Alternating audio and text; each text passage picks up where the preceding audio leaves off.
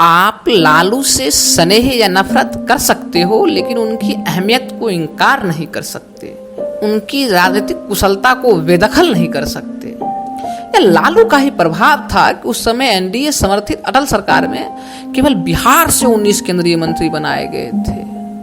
यह लालू के राजनीतिक विषाद का ही परिणाम है कि पूरे भारत में अनवरत 30 सालों में से एक बड़े सूबे के मुख्यमंत्री के पद पर एक पिछड़ा वर्ग का ही बेटा काबिज है। ये उसी युग का प्रभाव है कि अभी आपको बिहार के सरकारी दफ्तरों में एक रूप, एक जातीय टाइटल में अब दूसरे जातियों का मिश्रण देखने को मिलता है। पहली दफा बहुजन वर्ग से कोई थानेदार, कोई प्राचार्य, कोई दरोगा इसी युग में बना। भारत में बहुत कम ही ऐसे नेता हैं जिन्होंने अपनी रीढ़ की हड्डी को नीलाम नहीं होने दिया। लालू यादव इस कतार में सबसे मुख्य में है। उम्र के इस अधेर प्राम में कौन ऐसा नेता होगा जो अथक, बिना झुके, बिना डरे, बिना मोह के किसी नौजवान से भी अधिक अपनी आवाजों में बुलंदी की प्रबलता लिए कह सकेगा कि देख, हम समाजवाद और धर्मनिरपेक्षता के सबसे बड़े हितैषी हैं।